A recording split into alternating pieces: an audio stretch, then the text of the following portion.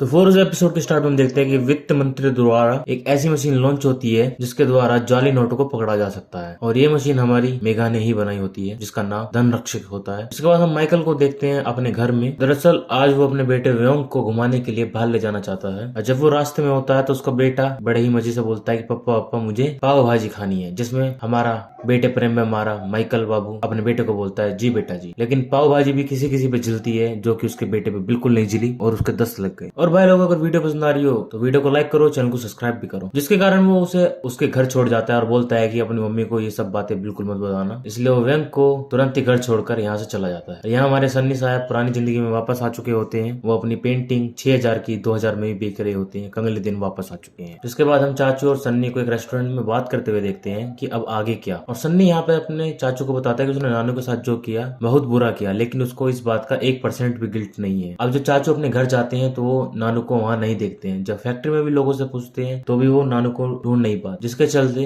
वो सन्नी को फोन कर देते हैं और वो भी उनको नानू को ढूंढने को शुरू कर देते हैं, मगर नानू कहीं भी नहीं मिलते। और दूसरी तरफ हम माइकल को देखते हैं जो कि अपनी पत्नी रेखा के फ्रेंड के पास कॉल करता है और उसको बोलता है कि तुम ही हो जिम्मेदार मेरी तन्हाई का। वो उसको बोलता है कि तुम्हारी वजह से ही मेरा डिवोर्स हो रहा है और काफी सुनाता है। और जिसके अगले सीन में हम देखते हैं कि सन्नी हमारा पुलिस स्टेशन पहुंच चुका है FIR दर्ज करवाने के लिए उसके नानू की, जहाँ पर उन्होंने कंप्लेंट तो दर्ज करा दी थी लेकिन उनको ACP सर से मिलने की इजाजत नहीं होती। लेकिन यहीं पे कुछ बड़े लोग आ जाते हैं और बिना किसी परमिशन के ACP के कमरे में घुस जाते हैं। जब सन्नी ये सब देखता है तो उसको काफी गुस्सा आता है, लेकिन वो भी ACP सर के ऑफिस में घुस जाता है और जहाँ पर वो ACP सर को सारी घटना बताता है कि उसके नानू खो चुके हैं, पुलिस उसको ढूंढने में मदद करे, उनको बोलने की बीमारी भी है। लेकिन वो ऐसे भी सन्नी से ठीक ढंग से बात नहीं कर रहा होता है, जिस पर सन्नी उनसे कहता है कि आप मेरे नानू को ढूंढे, कोई हम पे एहसान नहीं कर रहे हैं, ये आपका ही काम है, आपको ही करना होगा। और ये बातें हमारी पुलिस वाले को समझ में दिक्कत होती है और वो उनको जेल में डाल देता है। फिर वहीं पर चाचू भी आ जाते हैं और उनकी बेल करा देते हैं और उनको बोलते हैं कि हमें नानू मिल चुके हैं, वो एक गली में घूम रहे। अब अगले सीन में हम माइकल को देखते हैं जो कि अपने पत्नी के घर पर आया हुआ होता है, लेकिन जो उसकी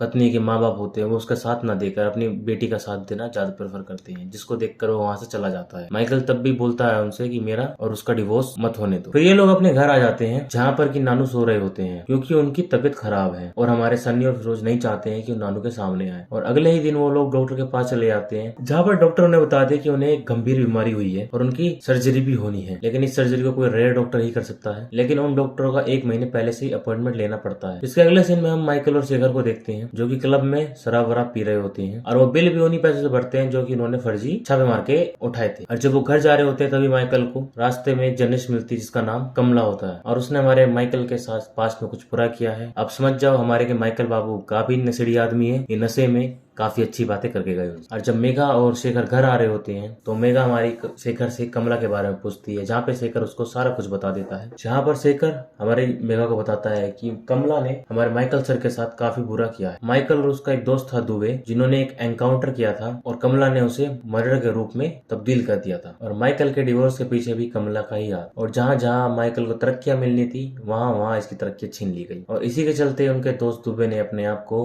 गोली मार ली और उसने एक नोट पे लिखा था कि ये उनका आखिरी एनकाउंटर है। और अब अगले दिन टीवी पे न्यूज दिखाई जाती है कि ढेर सारे जाली नोट पकड़े गए हैं और ये सारे जाली नोट हमारी धन रक्षण मशीन पकड़ रही होती है, क्योंकि धन रक्षण मशीन अब सभी जगहों पे अवेलेबल हो चुकी होती है, जिसके कारण अब किसी भी जाली नोट को पकड़ना काफी आसान हो चुका होता है। जिसके बाद जॉर्डन का सीन दिखाया जाता है जहाँ पे मंसूर को देखते हैं और जब उसे बात को पता चलता है कि हमारे सारे नोट पकड़े जा रहे हैं क्योंकि धन रक्षण नाम की मशीन मार्केट में आ चुकी है जो कि उनके नोट की धज्जियां उड़ा रहा है। जिसके बाद मंसूर का ही एक आदमी उसे 500 का नोट देता है और बोलता है कि नोट नकली है, लेकिन धन रक्षण मशीन इसे पकड़ नहीं पा रही। तब ये सुनने के बाद मंसूर को इस नोट और उस आदमी में काफी इंटरेस्ट आ जाता है जिसने कि ये नोट बनाया होता है। जब रात को सन्नी और फिरोज सो रहे होते हैं तो रातों रात सन्नी और फिरोज को उठा लिया जाता है। जिसके बाद सन्नी की मुलाकात होती है फिरोज से और फिरोज पूछता है कि नोट तुमने बनाया, जहाँ सन्नी बोलता है हाँ जी हमने ही बनाया। जिसके बाद मंसूर अपने 2000 का नोट सन्नी से को देता है, पूछता है कि इसमें क्या गड़बड़ है, जिसपे कि सन्नी उन्हें कहता है पेपर सॉलिड है लेकिन इसमें कुछ कमियां हैं जो कि कुछ टच देने से परफेक्ट हो जाएंगी। और साथ ही मंसूर यहाँ पे सन्नी से कहता है कि क्या वो मेरे साथ काम करेगा। पहले तो सन्नी मना कर देता है लेकिन मंसूर के ज्यादा फोर्स करने पे वो इस बात के लिए मान जाता है। जिसके बाद उन दोनों को सही सलामत उनके घर पर छोड़ते जाता है और यहीं पे होता है हमारा एपिसोड 4 खत्म। जिसको ये वीडियो पसंद आई हो भाई चैनल को सब्सक्राइब भी करो, वीडियो को लाइक भी करो और मैं मिलता हूँ आपको अगली वीडियो में।